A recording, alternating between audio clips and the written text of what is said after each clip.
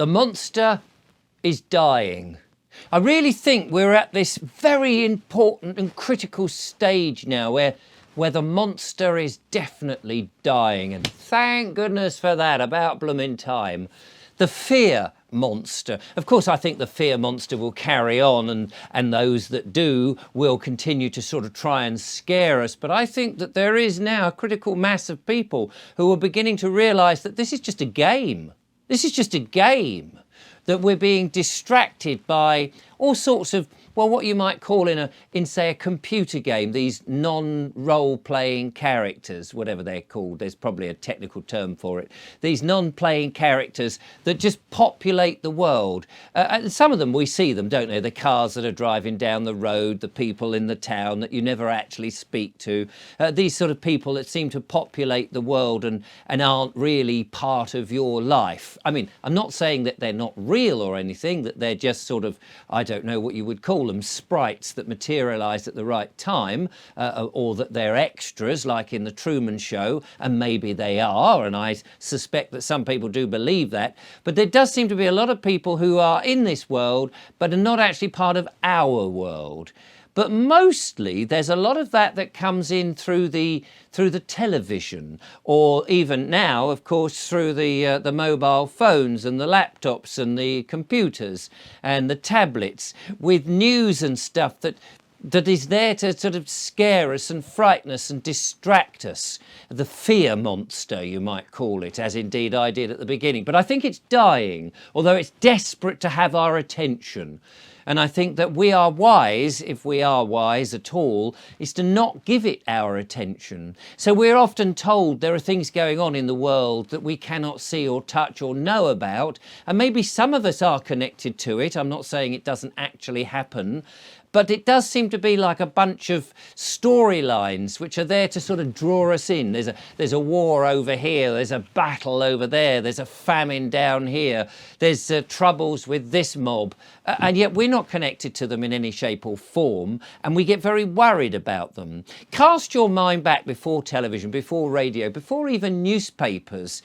People just lived and got on with their lives in the local environment. They were more worried about Mrs. Jones's dog ravaging their sheep, or that stranger that's just come into town selling trinkets and things like that.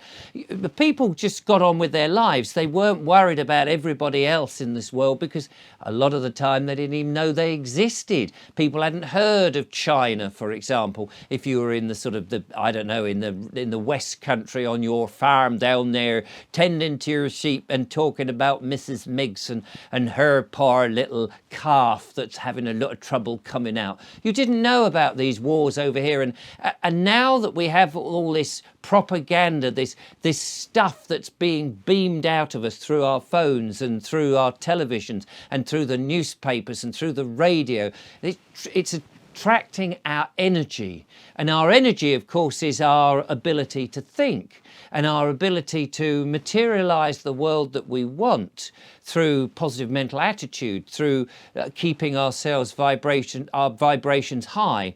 And all this television, this programming that's going on, this news that's being delivered to us all the time, is taking that away from us, taking us and making us all worried. And oh my God, there's this battle going on in the Middle East, and there's this thing going on near Russia, and there's this famine over there in the depths of Africa, or there's whatever it might be, wherever it is. And we're all going, oh my God, oh dear, what's going to happen? We get so worried about it that it's actually destroying our ability to think properly and to create a nicer life. And we're taking our energy away from the things that are real and dear to us.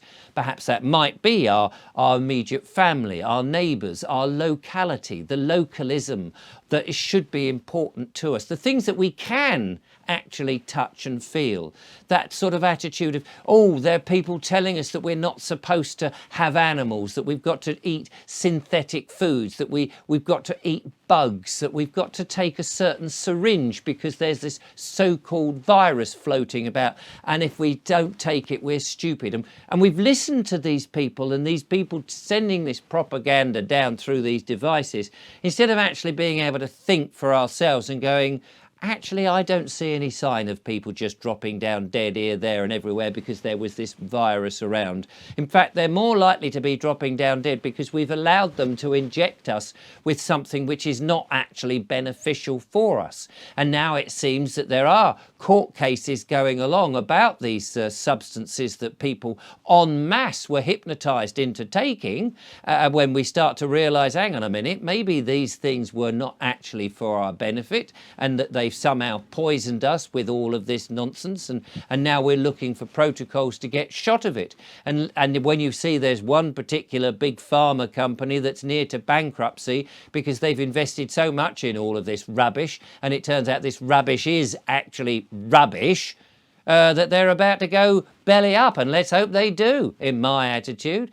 We've been deceived by so much by this propaganda, by this nonsense, by these voices, almost like voices in your head, you know, the schizophrenic voices that are telling you to harm somebody, these negative dark forces that have been coming out of our phones and the televisions. So maybe it's time now to realise that sometimes it's not worth listening to the... I mean, you might be looking at me going, well, you're a voice coming out of the television. Maybe I shouldn't listen to you. And you're probably right.